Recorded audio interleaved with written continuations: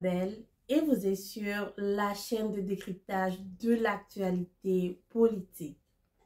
Certaines personnes m'ont demandé pourquoi je ne dis plus actualité politique africaine et spécialement togolaise. Eh bien, pourquoi ne pas juste parler de l'actualité politique, qu'elle soit africaine, américaine, européenne ou asiatique. De toute façon, nous le faisons dans notre décryptage.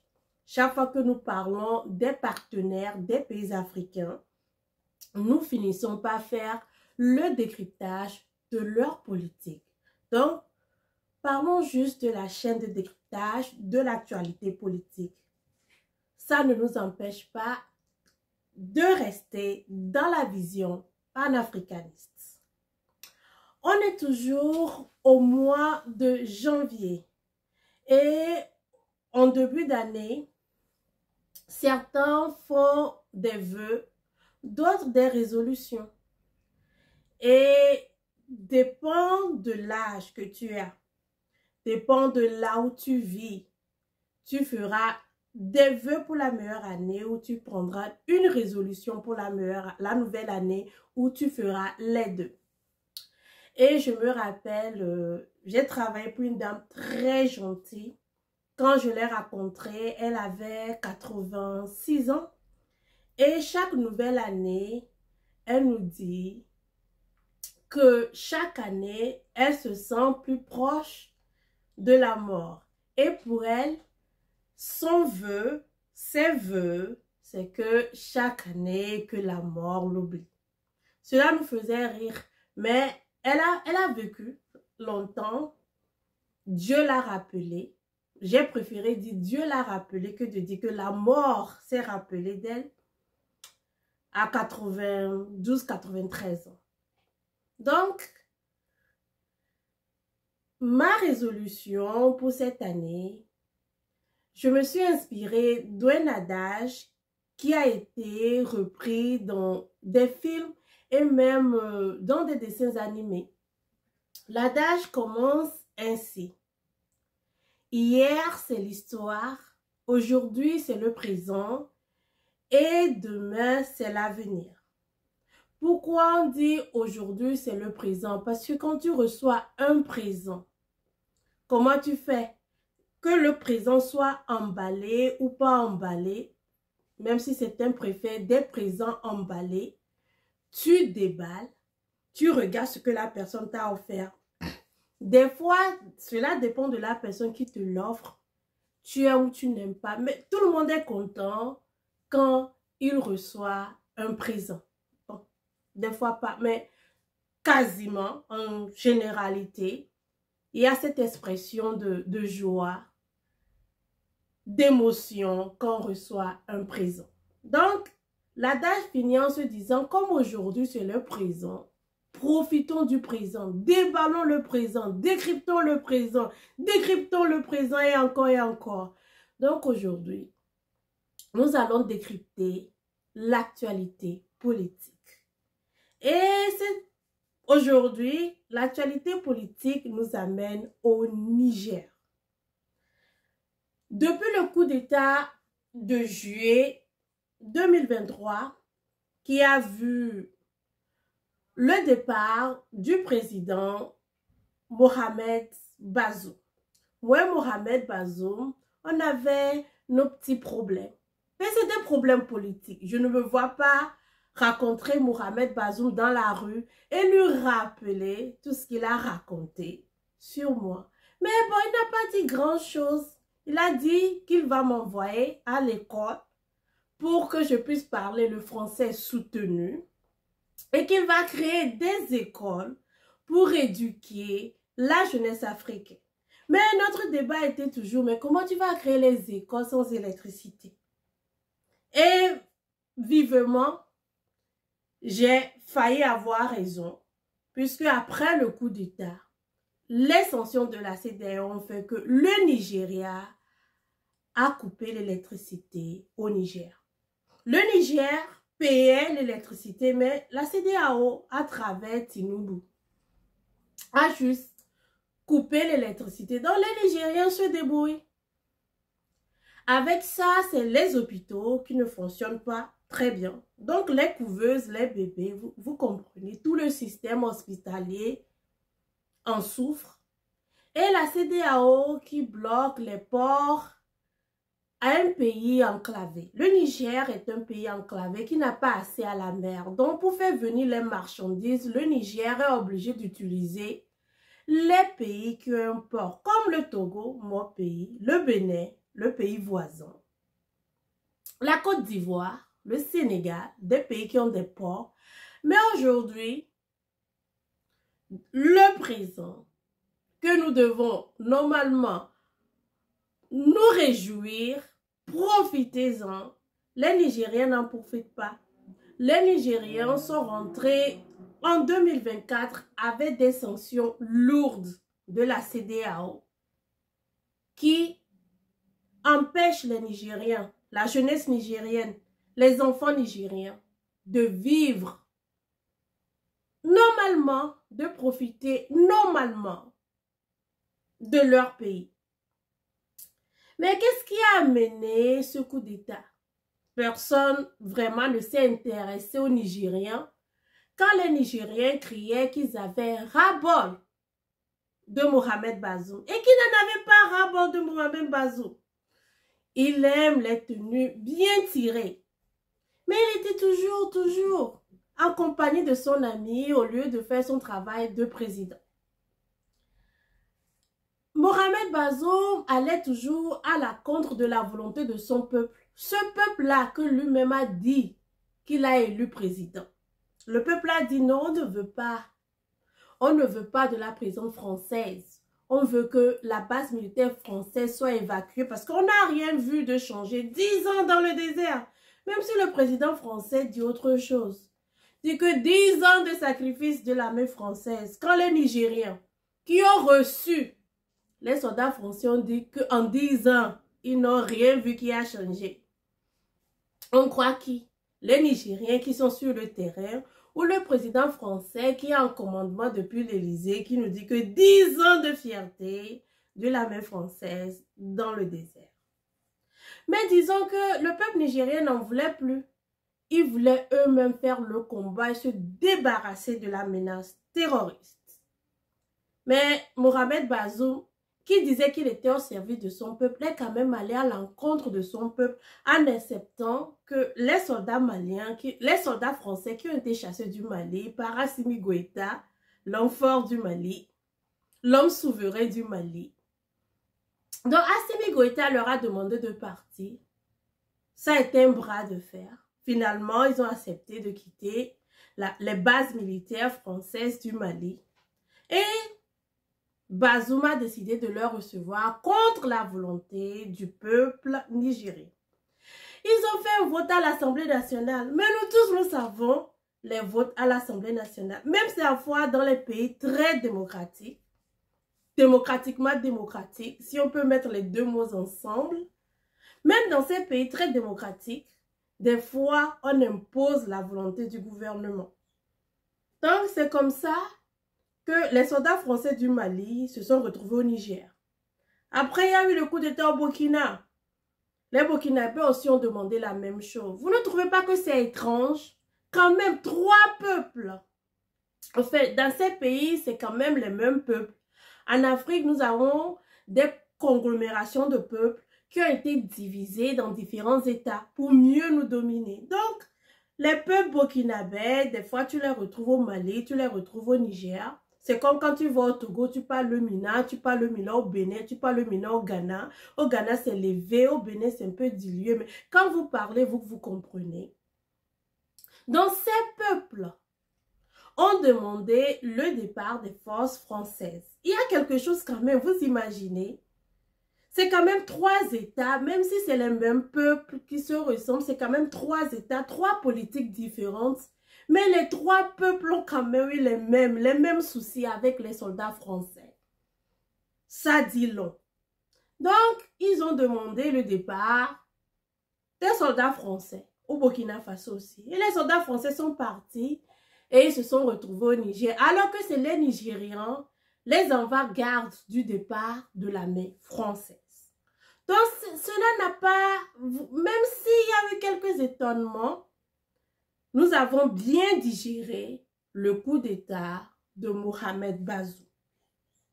Maintenant, après le coup d'État, chanceux Mohamed Bazoum, on le met en résidence surveillée avec 2 cuisiniers, sa femme et son fils.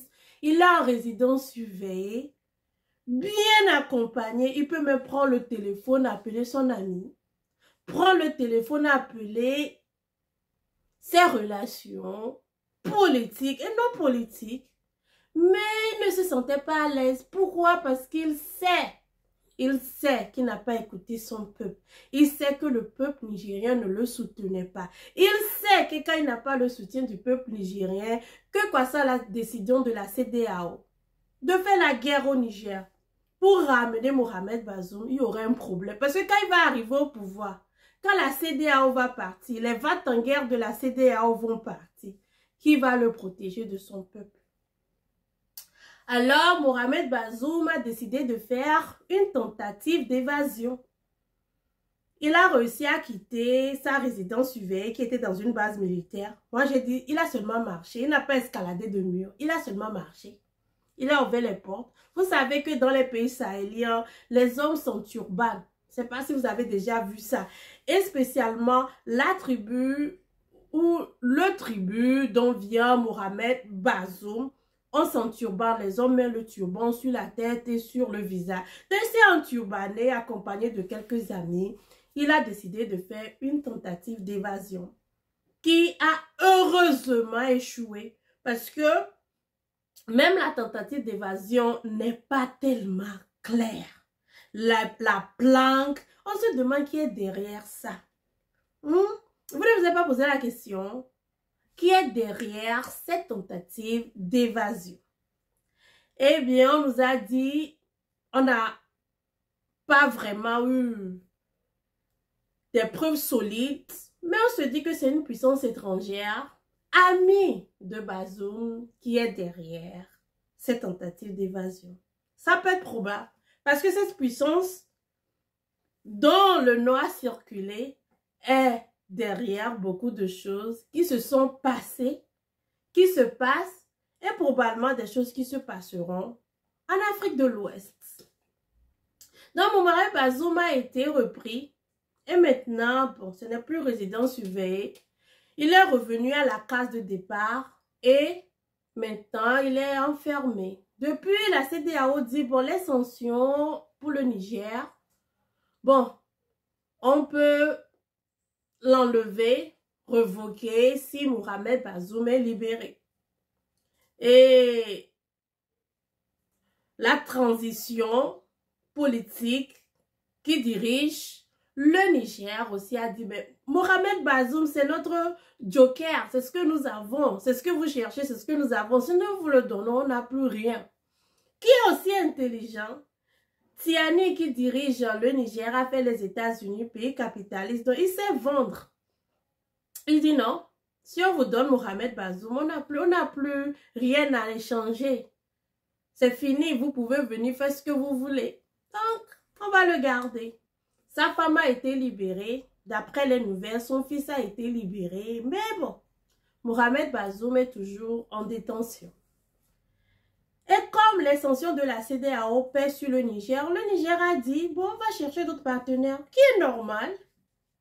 Si le partenaire historique, comme on dit de l'Afrique ouest africaine, se dit que le Niger se portera mieux sous les sanctions de la CEDEAO, je pense que le Niger, le Mali, le Burkina ont le droit, ils sont souverains, d'aller chercher d'autres partenaires. Dans le nouveau Premier ministre de la transition nigérienne est parti en Russie où il a donné une interview. C'est pas si vous le connaissez, il a été ministre. Ce n'est pas sa première fois d'avoir un poste aussi important. Et dans son interview qui a duré pratiquement 19 minutes, il a été bien clair. Les sanctions pèsent sur le Niger. Ces sanctions que la CEDEAO a prise à l'encontre du Niger est illégale. D'abord, la CEDEAO n'a même pas été créée pour ça. Les vrais objectifs de la CEDEAO, ça ne marche pas. Il suffit de chercher à traverser les frontières avec un passeport de la CEDEAO et tu vas voir comment les vrais enjeux de la CEDEAO a tourné ça. On a décidé de faire la limitation des mandats dans l'espace CEDEAO. Les pays de la CEDEAO ont refusé. Tinubu n'était pas là pour les sanctionner. Nana Akufo n'était pas là pour sanctionner. Ce qui peut amener la CEDEAO, la communauté, à devenir une communauté plus puissante, à marquer l'Afrique. Non, ça, ce n'est pas important. Il faut juste essayer de transiter des marchandises dans les pays de la CEDEAO. Partout où tu pars, tu dois donner quelque chose. Par le temps que les marchandises arrivent au point d'arriver, ça coûte tellement cher parce que tout ce que tu as donné sur les petits points jusqu'à ce que tu es arrivé. Ça, la CEDEAO ne voit pas. Il n'y a pas de sanctions pour ça. Il n'y a rien pour ça. Les sanctions, c'est pour les coups d'État. Et nous avons tous remarqué que pour faire sortir les grands présidents de la CEDEAO avec leur boubou cher ou leur veste dernier cri, il faut qu'il y ait un coup d'État. C'est quand il y a un coup d'État qu'ils sortent. Quand il n'y a rien, chacun est dans son palais. Mais dès qu'il y a un coup d'État, ils sortent pour venir te dire de faire des élections libres et transparentes. Alors qu'eux-mêmes, ils ont des problèmes à faire des élections libres chez eux. Donc, c'est ainsi que le Niger, sous le coup de la CEDEAO, sous le poids de la CEDEAO, s'est tourné vers la Russie. Et ça aussi, on nous dira que la Russie nous manipule, qu'on est pro-russe, qu'on est pro-ci, alors que les vrais enjeux sont dans les mains de l'ancien colonisateur qui se perd un peu avec cette nouvelle génération qui veut plus d'indépendance et plus de souveraineté. C'est en ce moment que j'aimerais que l'Afrique du Sud, qui aime prendre les dossiers ainsi, hein, l'Afrique du Sud vient prendre ce dossier. Mais bon, l'Afrique du Sud est dans un autre dossier pour le moment. Ça aussi, c'est un autre décryptage qu'on fera la prochaine fois.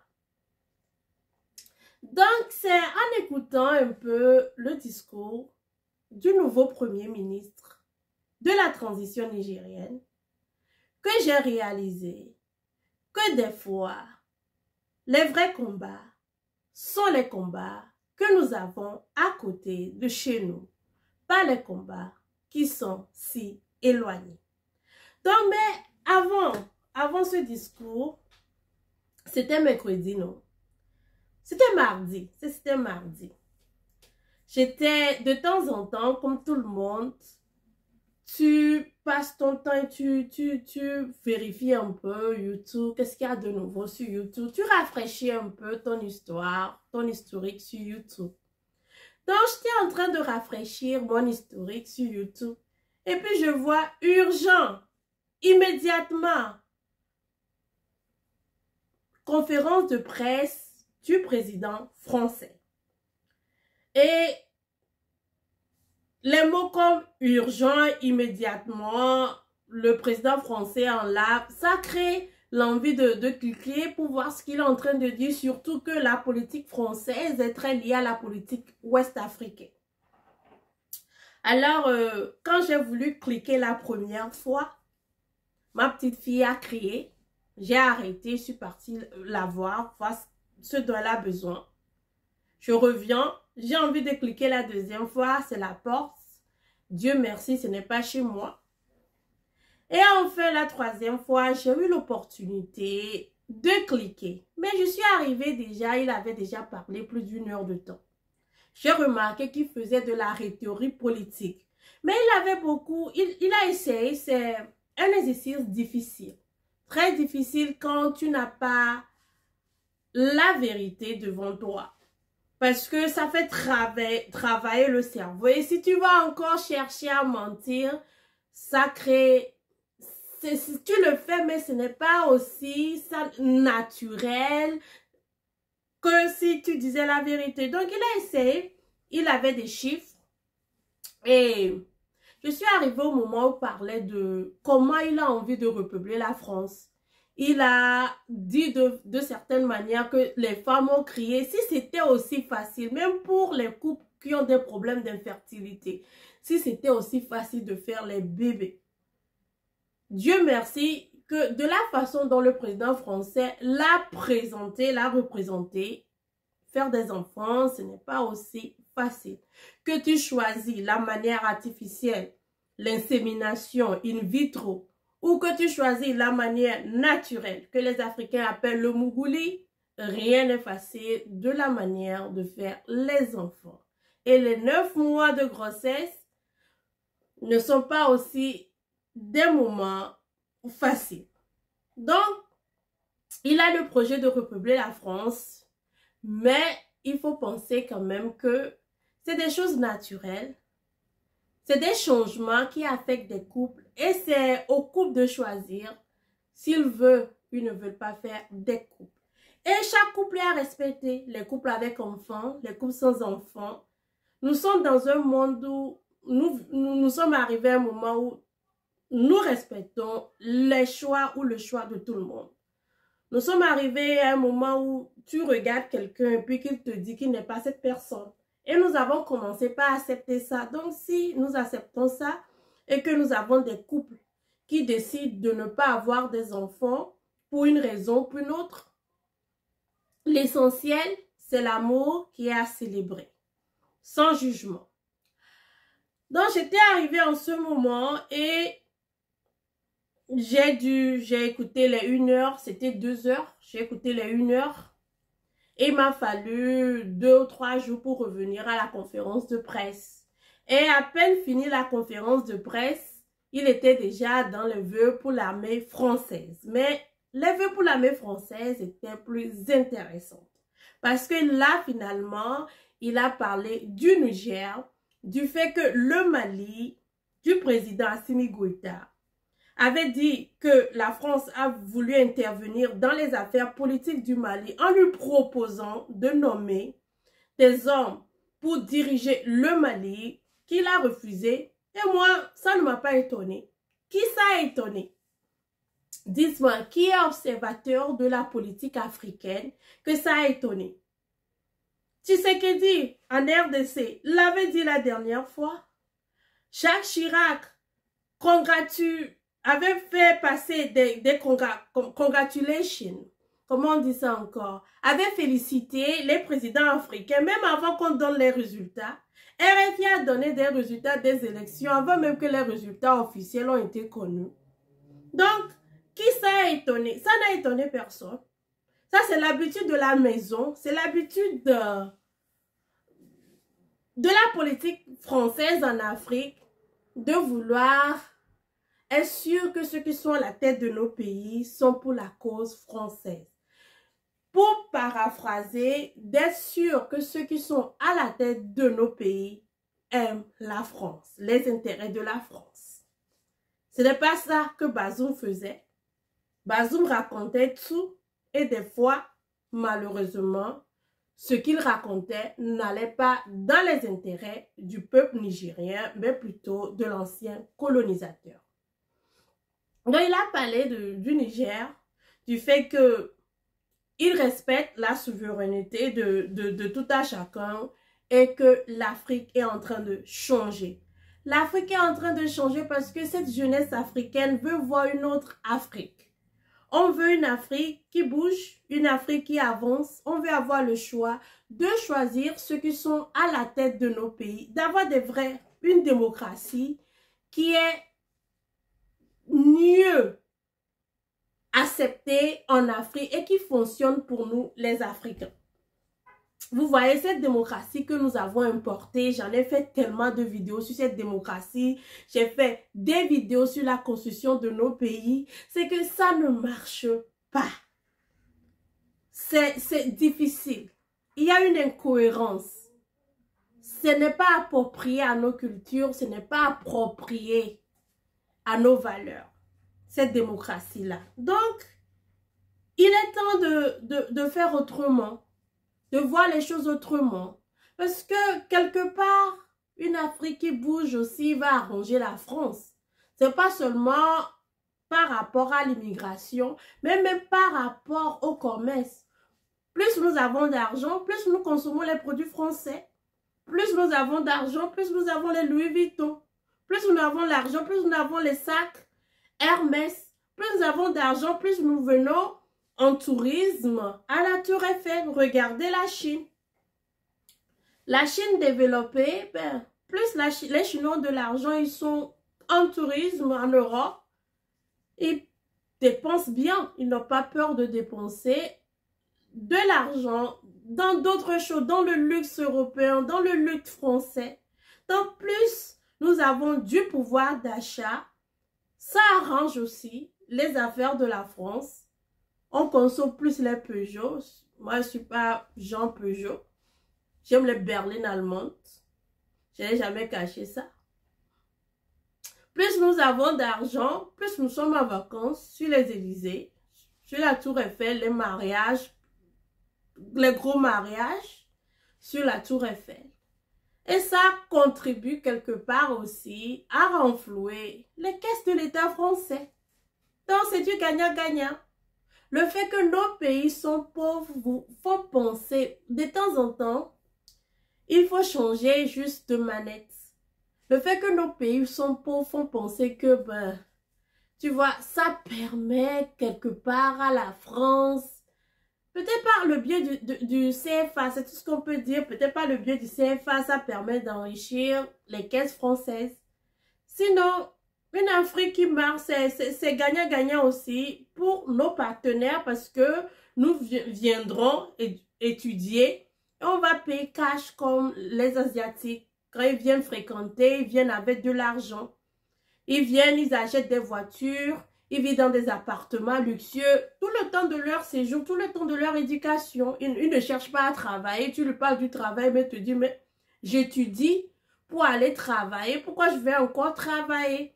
Ils viennent pour dépenser. Donc, si ça marche en Afrique, il y aura plus d'étudiants africains qui sont prêts à venir dépenser et apprendre à étudier en Occident. C'est pas tout le monde qui va quand même forcément rester en Afrique pour étudier. On voit ça en Asie. Malgré le développement de l'Asie, de l'Arabie Saoudite, de Dubaï, de temps à autre, tu vois ces princes, princesses sortir et venir étudier à l'étranger. Donc c'est gagnant-gagnant. Je ne sais pas pourquoi on veut rester dans l'ancienne méthode qui veut que plus nous sommes pauvres, plus l'Occident gagne. Peut-être pour acheter nos matières premières très chères. Moins chères en fait, je voulais dire. Peut-être c'est pour que les prix des matières premières restent moins chers. Qu'on pense que garder l'Afrique pauvre, ça arrange. Ça n'arrange pas. Ça n'arrange personne parce que à la fin, on dit souvent, quand tu laisses ton voisin, la poubelle de ton voisin s'empiler, à un moment donné, l'odeur ne dérange pas seulement ton voisin, mais l'odeur te dérange aussi. C'est pour ça que quand vous vivez dans les quartiers UP, ceux qui ont déjà vécu dans les quartiers UP, ils savent ça. Tout, il y a une comité pour tout. Comité pour vérifier les poubelles, comité pour vérifier si tu as coupé ton gazon, communauté pour vérifier même que tu ne laisses rien devant ta maison parce qu'ils savent que si une maison commence par être très sale, ça veut dire que quelque part, le quartier, ça ternit l'image du quartier. Donc, on t'impose des trucs. Même en Afrique, on a des quartiers comme ça où les choses sont imposées. Les gens qui ont vécu dans ce quartier savent que les choses sont imposées. Il y a des heures, tu ne peux pas faire du bruit, des heures où tu peux faire du bruit, les heures où les enfants ne peuvent pas être dehors dans la maison. Il y a des choses comme ça. Donc, si en Afrique, plus l'Afrique monte, ça profite aussi à tout le monde puisque nous serons plus capables de contribuer à la consommation. Nous consommons déjà. Donc, plus nous avons les moyens, nous serons des super consommateurs, comme aujourd'hui la Chine, les pays asiatiques sont devenus aussi des super consommateurs, où les sociétés qui vendent du luxe n'ont plus peur d'aller se délocaliser en Asie parce qu'ils savent qu'il y a les consommateurs, les clients qui sont capables de dépenser 2000, 3000 euros sur un sac Louis Vuitton ou sur une cosmétique L'Oréal ou quoi que ce soit. Donc, c'est une façon aussi de construire le monde. Donc, le président français a été remercier l'armée française pour ce qu'ils ont fait, puisqu'il parle de réarmement de la France. Nous savons que pendant la guerre d'Ukraine, les lacunes dans l'armement français se sont affichées au grand jour et il a décidé d'en faire autrement. Bon, on encourage les Français qui aussi attendent impatiemment les 3 ans et demi pour que il y ait alternance à la tête de l'État français. Dans son discours, il a voulu préciser qu'il lui reste 3 ans et demi. Et quelque part, j'ai suivi un décryptage d'un journaliste qui dit, bon, 3 ans et demi, 3 ans. Bon, en France, la loi veut qu'il y ait alternance à la tête. Après 2 mandats, tu ne peux plus revenir forcément pour faire un 3e mandat. Donc, il va partir, c'est ça ce que le journaliste a dit. On a connu Sarkozy, on a connu Hollande, et bien, la fin de Macron et d'Emmanuel Macron aussi arrivera, et dans 3 ans, on est impatient de rencontrer le nouveau homme de la France, parce que dans 3 ans et demi, il sera dans la politique africaine et nous serons là pour faire le décryptage, les analyses de la politique française en Afrique. Sur ça, je vous laisse. Mais avant de vous laisser, on va un peu parler de ce qui motive les jeunes aujourd'hui, c'est la CAN. Partout, quand vous appelez en Afrique, tout le monde est en train de suivre un match de la CAN. Donc, nous avons les pays qui sont qualifiés pour le 8e de finale. Pour le moment, la Côte d'Ivoire, pays organisateur, n'est pas encore parmi les heureux finalistes. Mais vous savez que la Côte d'Ivoire gagne ou la Côte d'Ivoire ne gagne pas, il y aura la fête à Abidjan. C'est Alassane Ouattara même qui l'a promis. Nous savons que de temps en temps, Alassane Ouattara revient sur sa promesse, comme sa promesse électorale qui ne se représentera pas pour un 3e mandat. Il est revenu là-dessus. Il a dit, bon, il n'y a plus personne de plus beau, de plus intelligent que moi en Côte d'Ivoire pour diriger ce pays. Alors qu'il est burkinabé. Vous savez, Alassane Ouattara ne doit pas avoir honte d'être burkinabé. Le Burkina, c'est un beau pays. Il y a plein de gens qui ont des origines burkinabées. Mais bon, Alassane Ouattara qui refuse ses origines burkinabées, quand même, se dit qu'en Côte d'Ivoire, vous imaginez, quelqu'un qui refuse ses origines burkinabées, dit qu'en Côte d'Ivoire, il n'y a pas de plus intelligent, de plus beau que lui pour diriger la Côte d'Ivoire. Alors qu'il devait dire ça, c'est pas au Burkina qu'il devait dire ça, non. Lui, il dit ça en Côte d'Ivoire. Et il est revenu sur sa promesse et s'est repositionné pour un 3e mandat. Un 3e mandat où tout est renommé Alassane Ouattara. Stade Alassane Ouattara, pont Alassane Ouattara, bientôt, qui sait, on appellera la Côte d'Ivoire Ouattaraland. Qui sait? On se dirige doucement, mais sûrement quelque part, un jour, on ne sait pas si les Ivoiriens vont se réveiller dans Ouattaraland. Mais bon, il vous a promis la fête, on aura la fête. Nous, on attend que ça, fêter, que ce soit victoire ou pas victoire de la Côte d'Ivoire. Mais le Sénégal, heureux, gagnant de la CAN il y a 2 ans, est en 8e de finale.